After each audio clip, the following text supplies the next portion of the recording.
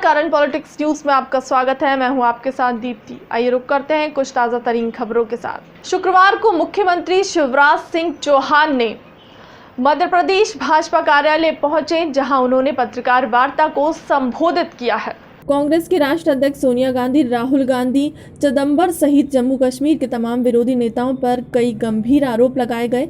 CM Shivraj Singh Chauhan ने आरोप लगाते हुए कहा कि जम्मू कश्मीर में एंटी नेशनल गुपकर लाइसेंस काम कर रहा है। इस अलायंस में 8 दलों ने मिलकर एक गठन बनाया है, जिसमें कांग्रेस पूरी तरह से शामिल है और इसमें शामिल सभी नेता राष्ट्र विरोधी बयान देते हैं। सही बात तो यह है कि रोशनी की आड़ में हजारों करोड़ रुपए के जो जमीन घोटाले हुए हैं, उसकी जांच अब सीबीआई कर रही है। और जांच की आंच जब गुपकार अलायंस के लोगों के पास, नेताओं के पास आने लगी, तब उन्होंने बचने के लिए इस तरह के अलायंस बनाए।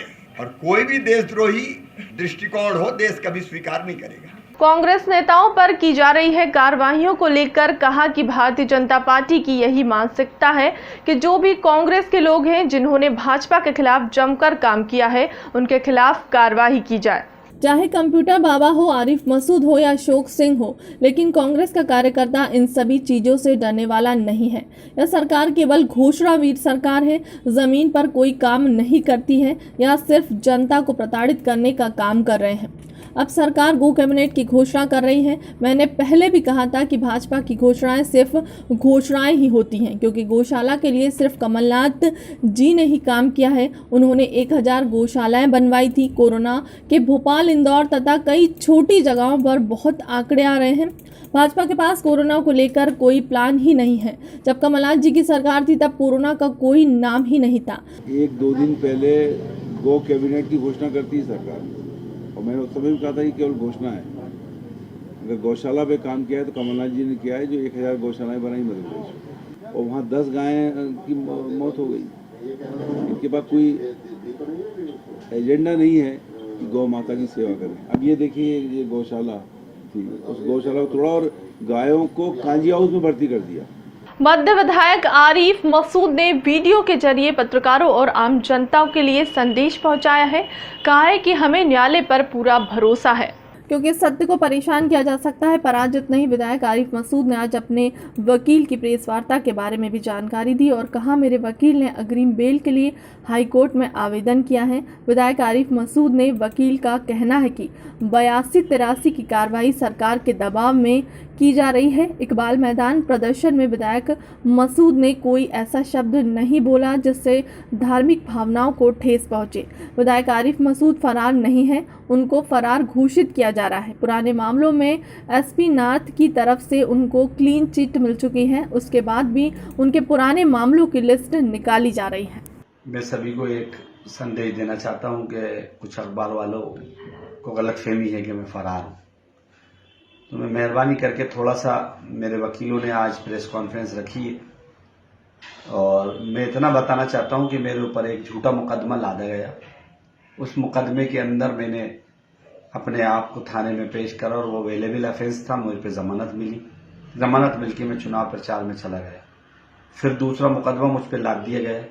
मैंने तब भी भोपाल के लोगों से कहा कि संयम रखिए, न्यायालय का हम लोग सम्मान करने वाले लोग हैं, न्यायालय से जो फैसला होगा हम उसका सम्मान करेंगे।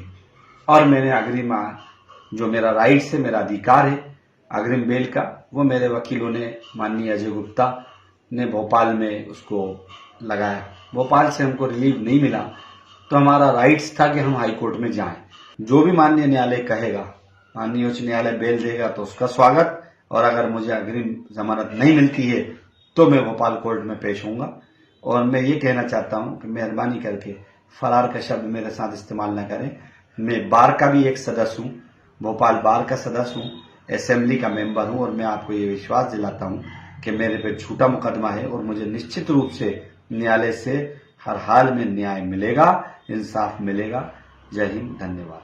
कैबिनेट मंत्री महेंद्र सिंह सिसोदिया का बयान लव जिहाद की कानून पर कहा, यह काम तो बहुत पहले ही हो जाना चाहिए था और अगर अभी हो रहा है तो इसमें बुरा क्या है। कांग्रेस का काम क्या है? कांग्रेस हर चीज में विरोध करेगी। कार्यकर्ताओं को प्रशिक्षित करने का भारतीय जनता पार्टी की नीति है। ऐसा नहीं है कि हमने भी चुनाव लड़ा है, हमारे हाथों में किसी से कोई भीतरघात नहीं किया गया। रघुराज सिंह कंसाना का क्या अनुभव है, उनके विधानसभा की क्या परिस्थिति है, क्या कह सकते हैं? समीक्षा होनी चाहिए क्योंकि हर विधानसभा के अलग अलग परिस्थितियां होती हैं। मंत्रिमंडल का विस्तार तो हाईकमान तय करेगा, मुख्यमंत्री तय करेंगे। वो तो हमारा प्रशिक्षण शिविर थे, जो कार्यकर्ता आते हैं जिले भर से उनको प्रशिक्षित किया जाता है। ये तो भारतीय जनता पार्टी की रीति और नीति है कि अपने कार्यकर्ताओं को प्रशिक्षित करना, और यही कारण है कि 50 साल में देश के ऊपर सत्ता पे भारतीय जनता पार्टी काबिज हो गई। ऐसा तो नहीं है हम भी चुनाव लड़े, हमारे यहाँ तो किसी ने कोई भीतरघात नहीं किया। भारतीय जनता पार्टी के प्रत्येक नेता, प्रत्येक कार्यकर्ता ने एडी से छोटी का जोर लगाकर हम लोगों को जिताया।